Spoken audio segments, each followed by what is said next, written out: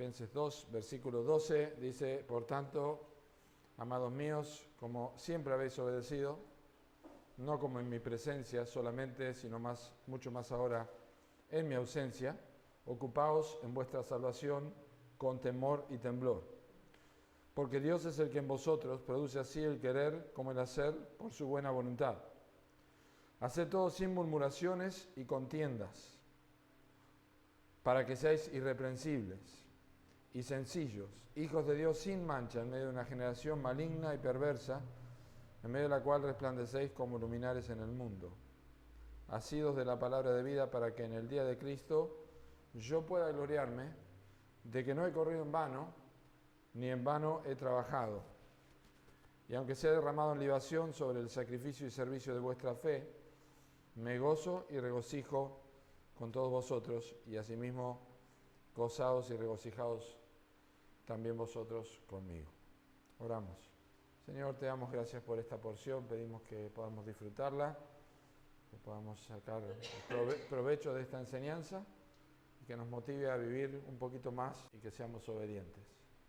Abre tu libro delante de nuestros ojos espirituales, en el nombre de Cristo Jesús. Amén.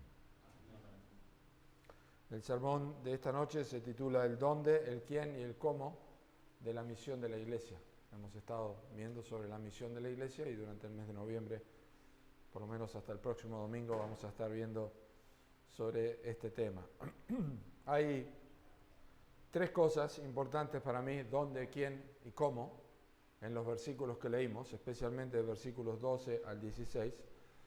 Pero necesitamos, como siempre digo, tomar un vuelo de pájaro un poco más de arriba y observar que estos versículos que acabamos de leer, hasta el versículo 18, son la conclusión de un argumento que Pablo comenzó en capítulo 1 de Filipenses, versículo 27, después de hablar de sus prisiones, de hablar de las personas que están en contra de él y que aún predican a Cristo por contienda. Después de todo esto, Pablo les dice a los filipenses esto en versículo 27 del capítulo 1, donde comienza este argumento que termina en versículo 18 del capítulo 2. Solamente que os comportéis como es digno del Evangelio de Cristo, para que sea que vaya a veros o que esté ausente, oiga de vosotros que estáis firmes en un mismo espíritu, combatiendo unánimes por la fe del Evangelio, y en nada intimidados por los que se oponen, que para ellos ciertamente es indicio de perdición, mas para vosotros de salvación, y esto de Dios. Porque a vosotros os es concedido a causa de Cristo no solo que creáis en Él, sino también que padezcáis por Él, teniendo el mismo conflicto que habéis visto en mí y ahora oís que hay en mí. El dónde, el quién y el cómo de la misión de Cristo tienen un contexto que comienza aquí. Y los filipenses tienen que saber esto.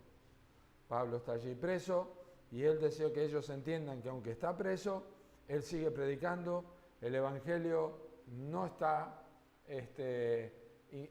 imposibilitado. De hecho, la celda de Pablo, la prisión de Pablo, era su púlpito de donde él estaba predicando. Y por ejemplo, en capítulo 1, versículo 6, estando persuadido de esto, que el que comenzó en vosotros la buena obra la perfeccionará hasta el día de Jesucristo, les dice: me es justo sentir esto de vosotros, por cuanto os tengo en el corazón y en mis prisiones y en la defensa y confirmación del Evangelio. Todos vosotros sois participantes conmigo de la gracia. Es decir, los filipenses, donde ellos estaban, que vamos a ver en un momento el contexto de Filipos, los filipenses estaban allí batallando por el Evangelio. Ellos también estaban siendo testigos y por eso Pablo estaba animado, aún estando en la cárcel, porque los creyentes de Filipos estaban siendo testigos de Cristo. La iglesia de Filipos comenzó cuando Pablo predicó y una mujer que estaba escuchando el Evangelio al lado de un río en una reunión de oración se convirtió. Esta mujer se llamaba Lidia. Ella se bautizó con toda su casa, luego metieron preso a Pablo, se convirtió el carcelero de Filipos y allí también, juntamente con esta jovencita que antes practicaba la adivinación y se convirtió, fueron los primeros que formaron parte de la iglesia de Filipos. Así que para que tengamos una idea, estas personas comenzaron a combatir juntamente con Pablo por el Evangelio. Y ellos estaban teniendo oposición y estaban experimentando los mismos padecimientos de Pablo. No solamente los mismos padecimientos de Pablo, sino también los mismos padecimientos de Cristo. Por eso, entre los versículos que nosotros leímos de capítulo 1 y los que leímos de capítulo 2, está esa famosa, por así decir, porción del Nuevo Testamento inigualable y absolutamente profunda e insondable, que es la humillación de Cristo y la exaltación de Cristo. Pero está ligada, ese pasaje está ligada a la conducta de los cristianos, que no tienen que ser vanagloriosos, que tienen que tener misericordia, que tienen que tener gozo, que tienen que tener el mismo sentir y que tienen que conducirse igual que Pablo. Tienen que tener la misma mente de Cristo. Ahora, evidentemente, en la iglesia de Filipos, Pablo quería que ellos fueran efectivos en su testimonio y en su ministerio. No es que no lo estaban haciendo, Dios estaba formando a Cristo en ellos, Filipenses 1:6, pero necesitaban continuar y necesitaban saber dónde ellos estaban parados. Porque había algunos conflictos, como la vanagloria del capítulo 2, como el pensar en sí mismo, o también como Evodia y Síntique, que eran dos personas, dos mujeres de la iglesia de Corinto, de Filipos, que Pablo dice que habían colaborado con ella. Pero ahora parece que tenían un desacuerdo, y Pablo dice, necesitan corregir eso.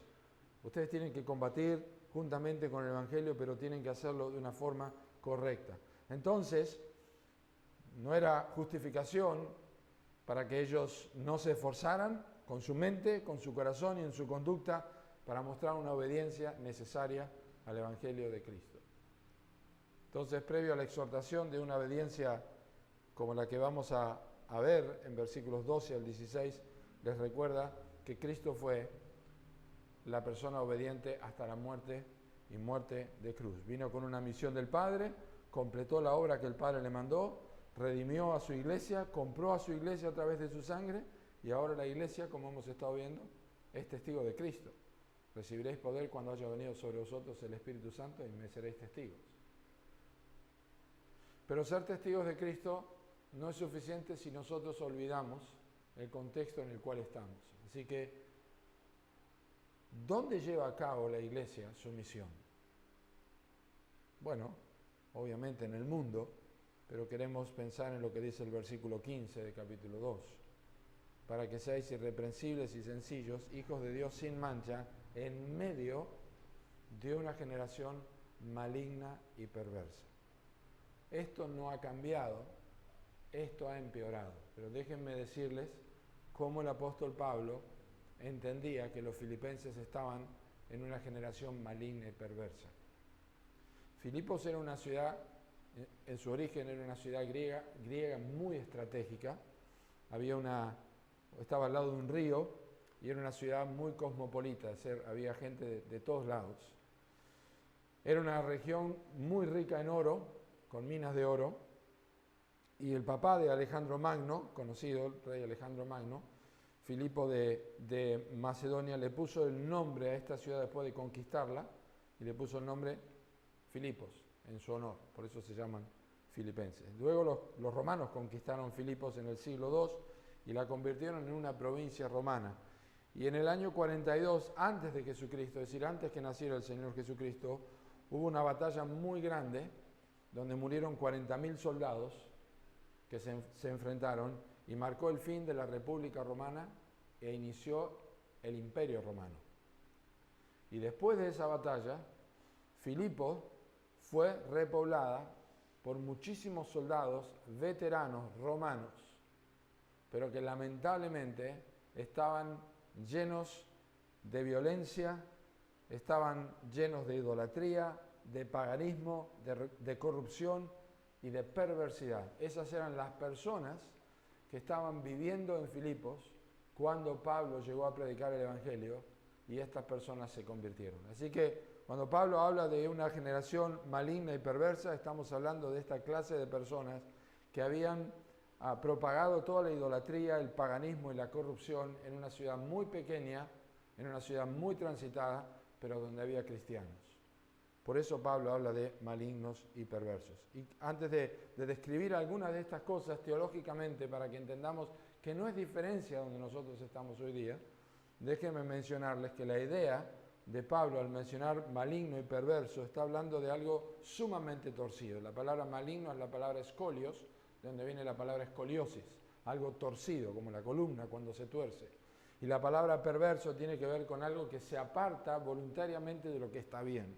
Es decir, había una corrupción, había una tergiversación, era una sociedad torcida y era una sociedad absolutamente apartada de lo correcto. Entonces, ¿qué queremos aprender de esto para entender dónde la iglesia hace su misión? ¿Dónde la iglesia cumple su misión? ¿Dónde la iglesia va a ser como luminares en este mundo? Bueno, la iglesia tiene que saber y tiene que reconocer y tiene que recordar cuál es la condición del mundo. Y para eso necesitamos tener primero la comprensión de un aspecto teológico de esto. ¿A qué me refiero con un aspecto teológico? Bueno, hablamos generalmente de la teología bíblica, que tiene que ver con aquellos temas que nosotros podemos trazar a través de toda la Escritura. En este caso, la corrupción del hombre. Por eso voy a leer esto que seguramente Pablo había leído y que había comenzado en Génesis. Y dice en Génesis 6:12, y miró Dios la tierra, y aquí que estaba corrompida, porque toda carne había corrompido su camino sobre la tierra. Esto es en el libro de Génesis. Solamente 6 capítulos después de la creación. Y ya tenemos una corrupción total del mundo. Y esto fue al inicio. Esto fue avanzando. Nosotros no podemos ir texto por texto y libro por libro. Pero tenemos casos como incluso el pueblo judío, donde cocinaban sus hijos para comérselos, donde ofrecían sus niños al fuego, los ofrecían a imágenes de bronce que estaban en el rojo vivo y ahí ofrecían sus niños. Y todo este tipo de cosas, y sodomía, y prostitución, e idolatría, y bestialismo, y todas estas cosas que están descritas en el libro de Levítico, que no debía ser el pueblo de Israel, pero que se estaba practicando, habla del avance de la corrupción a través del ser humano. Pablo escribió, el rey David escribió en el Salmo 14 y dijo esto, dice: el necio en su corazón, no hay Dios, se han corrompido, hacen obras abominables, no hay quien haga el bien. Jehová miró desde los cielos sobre los hijos de los hombres para ver si había algún entendido que buscara a Dios. Todos se desviaron, aún se han corrompido. No hay quien haga lo bueno, no hay ni siquiera uno. Pedro habla de la corrupción de donde hemos huido los que hemos acudido a Cristo en 2 de Pedro capítulo 1 versículo 4, habiendo huido de la corrupción que hay en el mundo a causa de la concupiscencia.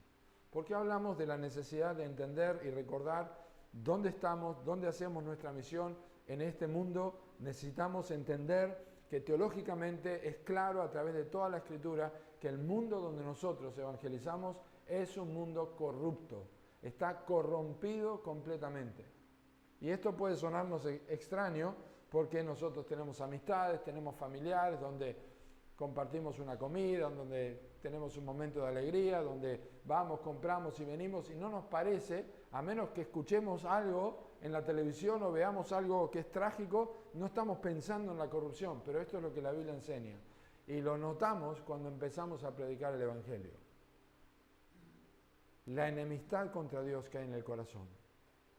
Y si no lo notamos como la Biblia lo enseña, necesitamos examinar más las Escrituras y prestar atención y creer lo que Dios dice. El ser humano está corrompido. En el libro de Isaías habla de que hay corrupción desde la planta de los pies hasta la coronilla de la cabeza. Todo está podrido, es una pura llaga. Entonces, no es algo nuevo lo que Pablo está diciendo aquí y no debe ser nuevo para nosotros.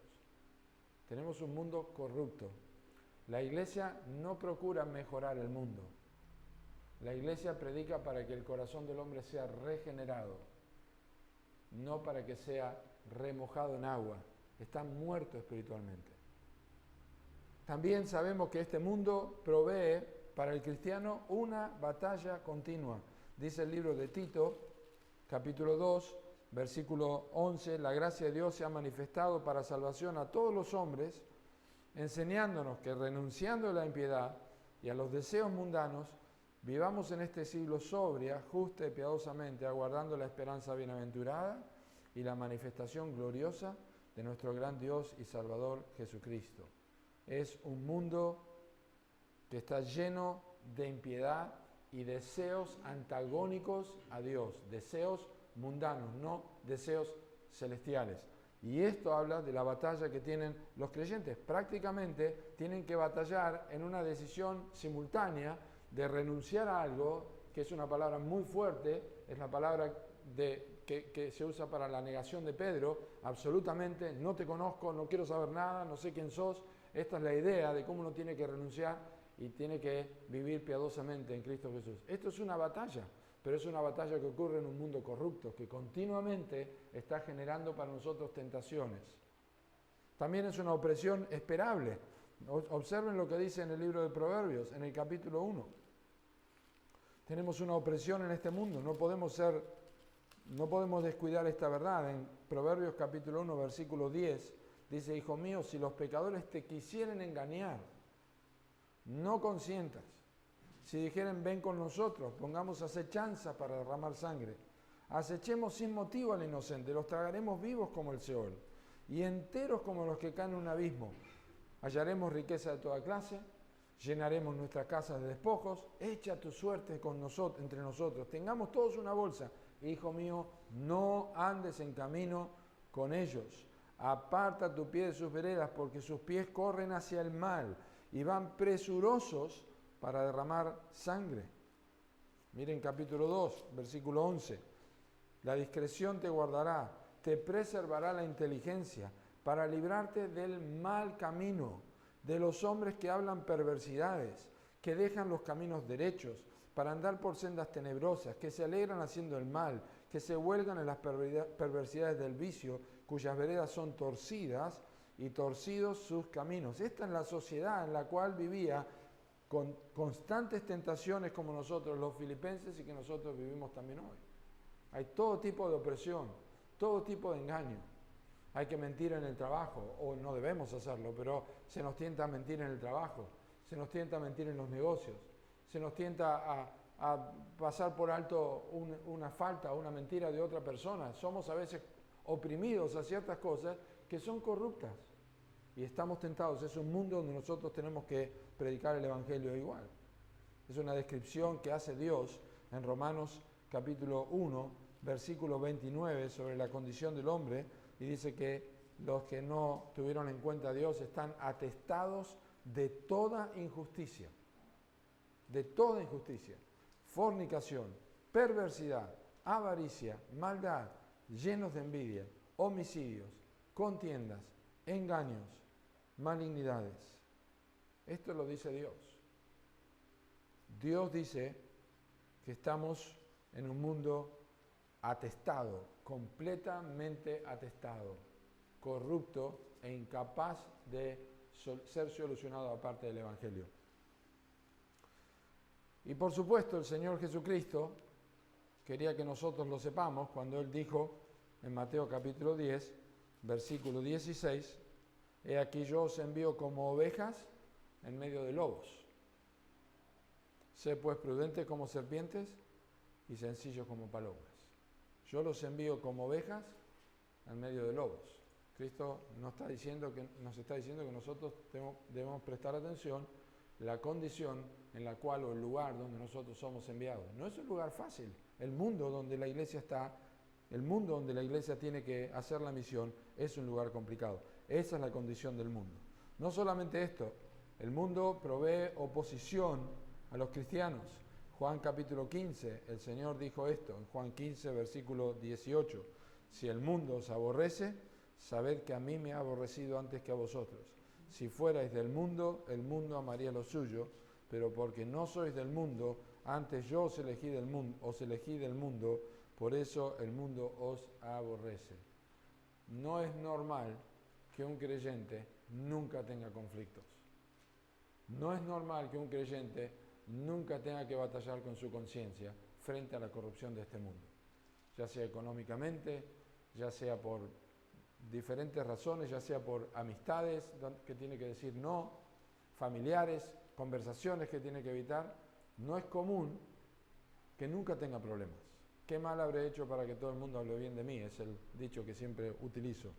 Y muchas veces hay cristianos que se habla tan bien de ellos porque no muestran diferencia. Los que quieren vivir piadosamente en Cristo Jesús, dice la Biblia, van a padecer persecución. El mundo se opone al Evangelio. Y la Biblia dice que no tenemos lucha contra sangre y carne. Observen en Filipenses, que Filipenses capítulo 1, ya lo leímos, pero el versículo 28 muestra que esta era la realidad de los filipenses. Dice, y en nada intimidados por los que se oponen. 1.28, y nada intimidados por los que se oponen, que para ellos ciertamente es indicio de perdición, más para vosotros de salvación, y esto de Dios. El mundo se opone. No tenemos lucha contra sangre y carne. No tiene interés en la Biblia. No tiene interés en acercarse a escuchar la palabra de Dios en la iglesia. No tiene interés en leer un libro cristiano. No tiene interés que se lea. No tiene interés en escuchar la persona de Cristo. Uno puede hablar de Dios. Muchos hablan de Dios, pero vos introducís el nombre de Cristo, de Jesús, y ya es un problema. No quieren saber, porque saben que la persona de Cristo requiere una decisión personal, requiere una posición sobre la persona de Cristo. Fíjense lo que hace el mundo también, en capítulo más específicamente, justamente con la persona de Cristo, capítulo 3 de Filipenses, versículo 18. Porque por ahí andan muchos, de los cuales os dije muchas veces, y aún ahora lo digo llorando, que son enemigos de la cruz de Cristo. No importa lo que la gente le diga y le pinte sobre la persona de Cristo. Si no tienen a Cristo, son enemigos de la cruz de Cristo. Cuando hablamos, y presten atención, cuando dice que son enemigos de la cruz de Cristo, no solamente son enemigos de la persona de Cristo, sino que son enemigos del medio que Dios estableció para que una persona pueda tener acceso a Dios, que es la cruz de Cristo. Es lo que nosotros cantamos. Es un glorioso intercambio. Es su justicia puesta a mi favor, mi pecado y mi maldad puesta en los hombros de Cristo. Esto el mundo no lo puede aceptar, porque esto significaría negar toda la vida de religión, toda la religiosidad que han tenido y todo lo que han vivido supuestamente para Dios. Entonces, la iglesia no puede ignorar dónde hace su misión. Un mundo corrupto, teológicamente es claro, prácticamente, tentaciones, recordar lo que Dios ha dicho. Cristo nos dijo, somos enviados como ovejas en medio de lobos. Tenemos una oposición del mundo, tenemos una enemistad con la cruz, y antes de mirar quién lleva a cabo la misión, quiero recordar algo más, y es que la iglesia no puede ser ingenua sobre esto. La iglesia no puede tener ingenuidad. Pablo le dijo a los romanos, finalizando la carta en capítulo 16, versículo 18, porque tales personas no sirven a nuestro Señor Jesucristo, sino a sus propios vientres, y con suaves palabras y lisonjas engañan los corazones de los ingenuos. Porque vuestra obediencia ha venido a ser notoria a todos, así que me gozo de vosotros, pero quiero que seáis sabios para el bien, e ingenuos para el mal. No podemos andar por la calle y estar con los amigos y las personas a quienes les hablamos siendo ingenuos, pensando que son buenas personas, que no son tan malos, que realmente en algún momento van a cambiar, que son personas que no entienden por el momento. No es lo que la Biblia enseña. Están muertos espiritualmente. No podemos ser ingenuos pensando que en algún momento van a tener una mejor inclinación a las cosas espirituales. No hay paz para los impíos. Los impíos son como el mar en tempestad, que no puede estarse quieto, sus aguas arrojan cieno y lodo. No hay paz, dijo mi Dios, para los impíos. No podemos ser ingenuos y pensar, bueno, mi tía sí, o mi hijo sí, son corrompidos por causa del pecado. No estamos diciendo que no pueden hacer algo bueno humanamente, estamos diciendo que no pueden hacer nada bueno para ser justificados delante de Dios. Están corrompidos.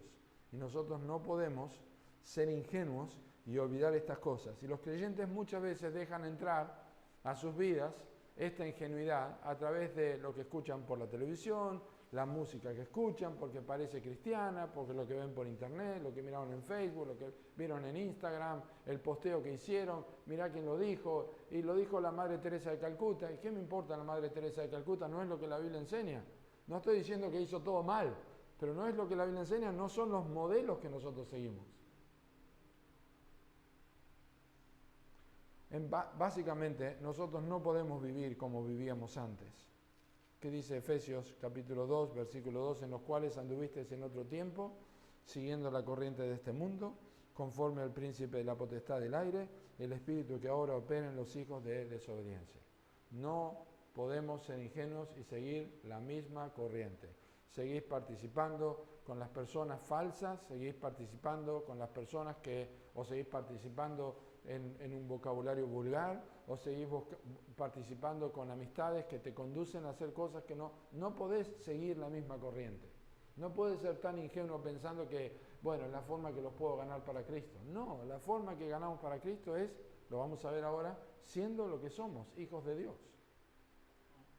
Este mundo, dice Pablo a los Corintios en 1 Corintios 7, la apariencia de este mundo se pasa.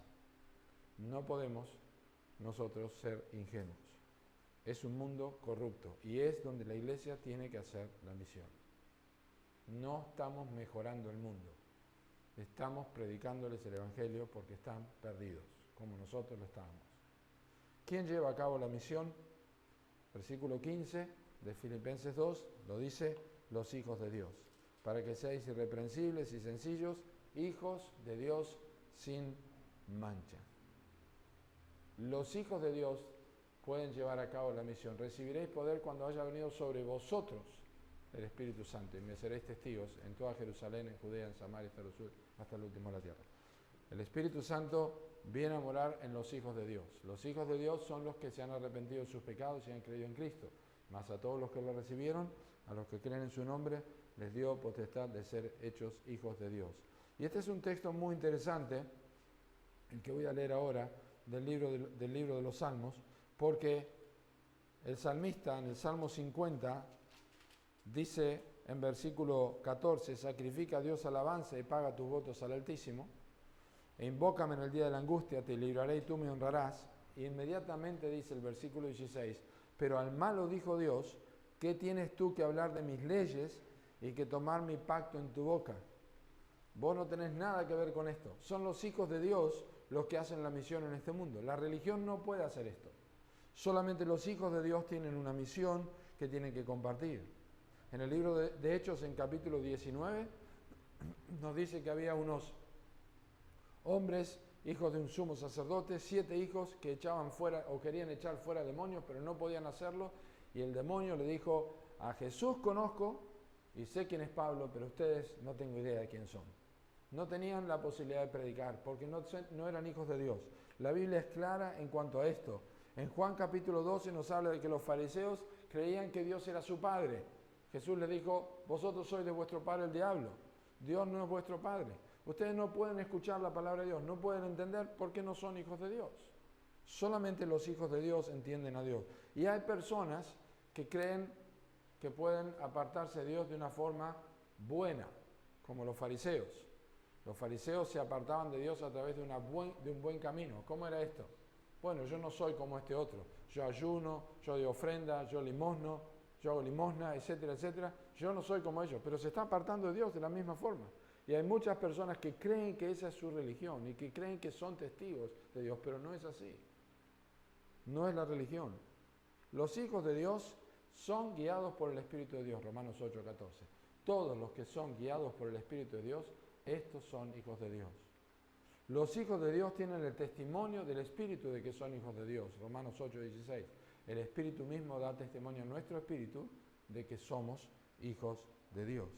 Y los hijos de Dios andan como hijos de luz. Dice allí en Efesios capítulo 5, no seáis pues partícipes con ellos, porque en otro tiempo erais tinieblas, mas ahora sois luz en el Señor, andad como hijos de luz, porque el fruto del Espíritu es en toda bondad, justicia y verdad, comprobando lo que es agradable al Señor, y no participéis de las obras infructuosas de las tinieblas, sino más bien reprendedlas, porque vergonzoso es aún hablar de lo que ellos hacen en secreto.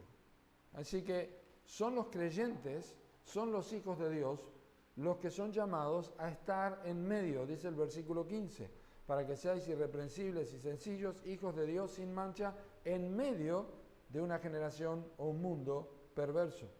Esto fue lo que rogó el Señor Jesucristo en Juan 17. No ruego que los quites del mundo, sino que los guardes del mal. Pablo le dijo a los corintios: ustedes tienen que separarse, no digo que que se separen de todos, sino aquellos que llamándose hermanos, fuesen fornicarios o ladrones o adúlteros, etcétera, etcétera. No pueden separarse todos porque en todo caso les sería necesario salir del mundo. Pero eso no es el propósito. Nosotros estamos en medio. Los hijos de Dios están en el medio y ahora vamos a ver como luminares en el mundo. Y ese es el impacto que debe hacer. Tenemos personas en el Antiguo Testamento que ejemplifican esto. Uno es Abraham, que en cierta oportunidad el rey de los filisteos, Abimelech, se acercó en Génesis 21, 22 y le dijo: Dios está contigo en todo cuanto haces. Se nota que Dios está en tu vida. Lo mismo pasó con José y la esposa y Potifar, el capitán de la guardia. Fue escalando posiciones. ¿Por qué? Porque todos veían que Dios estaba con José. Estaba en medio de la corrupción, como Abraham estaba en medio de los filisteos. José estaba en medio de la corrupción egipcia y sin embargo eran personas que brillaban. Y también Daniel, que estaba en medio de la corrupción caldea y propuso en su corazón no contaminarse y fueron hallados 10 veces mejores porque el Espíritu de Dios estaba en él. Estas son las personas que brillan en medio de un mundo de corrupción porque son los hijos de Dios. Y estos hijos de Dios tienen que vivir de una forma distinta, por eso dice que son hijos de Dios sin mancha. La palabra sin mancha refleja una evidencia externa como resultado de una condición interna. Y a mí me gusta ver la diferencia de esto en 2 de Pedro. En 2 de Pedro capítulo 1, ya lo cité esto, pero Pedro habla de aquellos que hemos huido, somos participantes de la naturaleza divina, capítulo 1, versículo 4, habiendo huido de la corrupción que hay en el mundo a causa de la concupiscencia. Pero luego en el capítulo 2, al final del capítulo 2, hablando de aquellas personas que conocieron la verdad pero después se apartaron, dice en versículo 20, ciertamente si habiendo ellos escapado de las contaminaciones del mundo por el conocimiento del Señor y Salvador Jesucristo, enredándose otra vez en ellas son vencidos, su postrer estado viene a ser peor que el primero. ¿Cuál es la diferencia entre la corrupción y la contaminación? La corrupción es interna, la contaminación es externa. Las personas que se apartan de la contaminación son las personas que dejan de fumar, que empiezan a ir a la iglesia, que dejan de drogarse, que empiezan a hacer obras de caridad, que empiezan a leer la Biblia, que se quieren bautizar y diferentes cosas, pero no han huido de la corrupción. La corrupción es interna y eso lo hace el Evangelio. El Evangelio transforma nuestro corazón de adentro hacia afuera, pero no se puede transformar de afuera hacia adentro. Los creyentes de Filipos eran creyentes sin mancha, porque ellos tenían una transformación interior en su vida, en medio de una generación maligna y perversa. Tienen que ser imitadores de Dios, Efesios capítulo 5, versículo 1. Ser imitadores de Dios como hijos amados. Miren lo que dice Pablo a los Corintios en 2 de Corintios capítulo 6, versículo 14. Cómo relaciona el apartarse de todas estas cosas con ser verdaderamente hijos de Dios. 2 Corintios 6, 14 dice: no os unáis en yugo desigual con los incrédulos, porque ¿qué compañerismo tiene la justicia con la injusticia? ¿Y qué comunión la luz con las tinieblas? ¿Y qué concordia Cristo con Belial? ¿O qué parte el creyente con el incrédulo? ¿Y qué acuerdo hay entre el templo de Dios y los ídolos? Porque vosotros sois el templo de Dios, del Dios viviente. Como Dios dijo: habitaré y andaré entre ellos y seré su Dios, y ellos serán mi pueblo. Por lo cual, salid del medio de ellos y apartaos, dice el Señor, y no toquéis lo inmundo. Y yo os recibiré y seré para vosotros por Padre, y vosotros me seréis hijos e hijas, dice el Señor Todopoderoso. Así que, amados, puesto que tenemos tales promesas, limpiémonos de toda contaminación de carne y de espíritu, perfeccionando la santidad en el temor de Dios. Así son los hijos de Dios. Son personas sin mancha, son personas que han huido de la corrupción y son los quienes llevan a cabo la misión. Y en último lugar, ¿cómo se lleva a cabo la misión? Otra vez en Filipenses, ahora tenemos que referirnos a los imperativos o los mandatos que hay en esta sección de Filipenses. Hay una serie de mandatos que comienza especialmente en versículo 12 con un llamado a la obediencia. Por tanto, amados míos, como siempre habéis obedecido, no como en mi presencia solamente, sino mucho más ahora en mi ausencia, ocupaos en vuestra salvación con temor y temblor, porque Dios es el que en vosotros produce así el querer como el hacer por su buena voluntad. La salvación a la que se refiere allí no es la salvación del perdón de pecados, porque sería contradictorio con la teología paulina, que la salvación es por gracia. No podemos ocuparnos en la salvación para ser salvos. La salvación aquí tiene un espectro mucho más amplio y especialmente pensando en el futuro. Ustedes tienen una esperanza, van a ser presentados delante de Cristo, tienen que ser presentados irreprensibles, delante de Dios, sin mancha. Pues bien, ustedes tienen que vivir de esta forma en obediencia, tienen que velar por su vida cristiana, tienen que ser obedientes en su vida de salvación, con temor y temblor. Cada cosa que nosotros sabemos a través de la Escritura que tenemos que poner en práctica, debemos hacerlo. Cada vez que la Escritura nos dice que nosotros debemos dejar de hacer ciertas cosas, debemos dejar de hacerlo. Cada mandato de la palabra de Dios es parte de nuestra vida de obediencia. Y ese es el principio aquí, con temor y temblor. ¿Por qué? Porque a través de las enseñanzas de la Escritura, Dios produce el querer como el hacer de su buena voluntad. Dios está trabajando en nosotros para que nosotros podamos vivir de tal forma que vamos a ver al final, en un momento, la palabra del Evangelio pueda llegar. La vida de los creyentes es importante. Una vida de obediencia. El versículo 14, una vida de gratitud y comunión. Hacer todo sin murmuraciones y contiendas. Es decir, no pueden los creyentes, teniendo un Dios que les ha salvado, un Dios que ha hecho lo que ha hecho en el capítulo 2, que se humilló haciéndose obediente hasta la muerte y muerte de cruz, no pueden estos creyentes vivir quejándose y murmurando todo el tiempo. Hablando teológicamente de la providencia de Dios, hablando teológicamente de la soberanía de Dios, pero luego se viven quejando por las cosas que les pasan, se viven quejando porque a pesar de que Dios es soberano, es bienhechor, no sé por qué está ocurriendo esto en mi vida. Según Deuteronomio capítulo 32, de donde probablemente Pablo está tomando esta frase, Israel es una nación torcida y perversa. Moisés sabía que era una generación torcida y perversa. La corrupción no es suya, de sus hijos es la mancha, dice el texto. Generación torcida y perversa. Como leímos hoy en Hebreos capítulo 4. Ellos pecaron contra Dios cuando se quejaban. Continuamente lo vemos en el libro de Éxodo y Números. Moisés también se quejó. Aarón también se quejó. María, su hermana, también se quejó. El pueblo siempre se quejó. Y en el libro de Números es queja tras queja, tras queja, tras queja.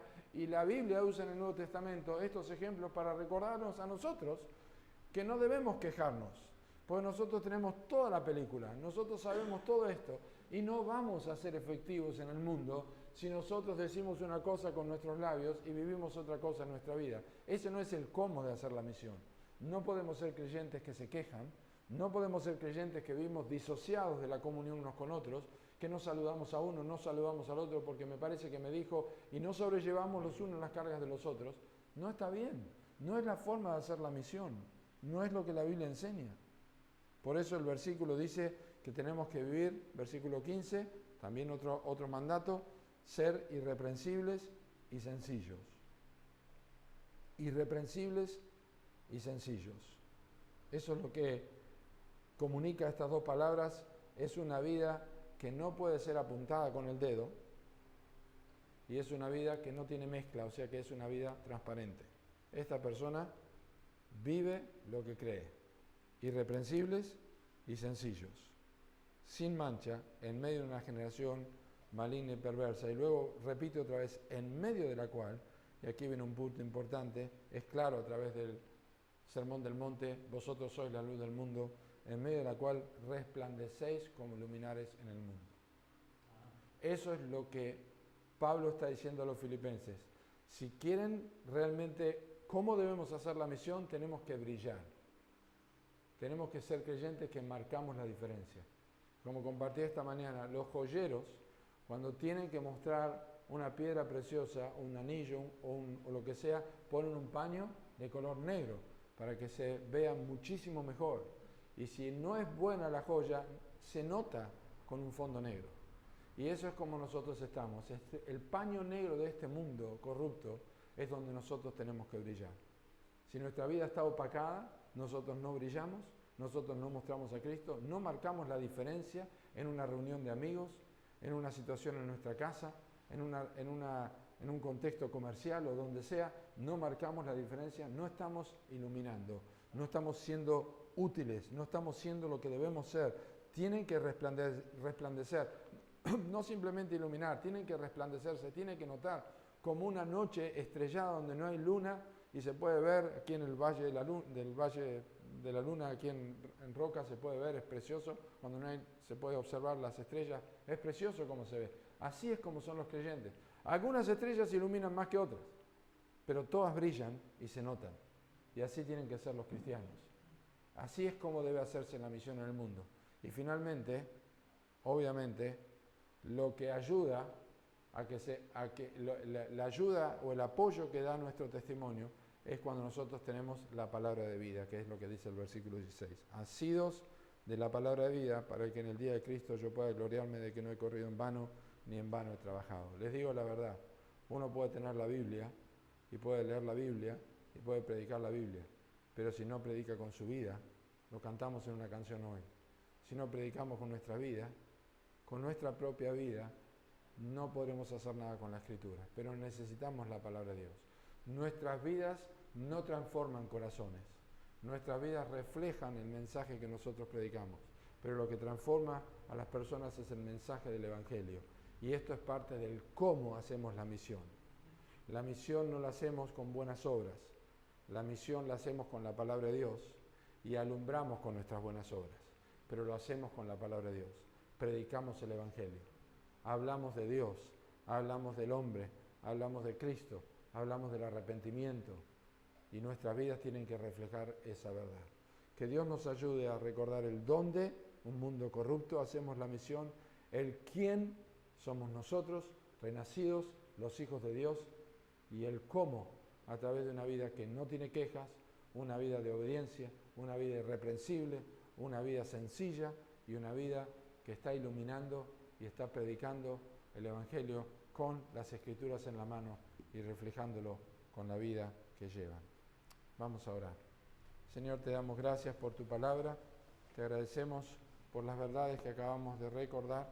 Pedimos, Señor, que brillemos con luminares en el mundo, que nos recuerdes que estamos en un mundo corrupto, que no podemos, Señor, alivianar la verdad de lo que tú dices en tu palabra, que nosotros somos quienes debemos llevar este mensaje en este mundo corrompido y hacer la misión, que somos los hijos de Dios, los responsables de llevar este mensaje, y también, Señor, que debemos hacerlo con una vida que demuestra lo que creemos, vidas obedientes, vidas que no se quejan, vidas que iluminan, que tienen irreprensibilidad, que son sin mancha, que son transparentes y que usan las Escrituras para predicar y ser heraldos de la verdad. Gracias te damos en el nombre de Cristo Jesús. Amén.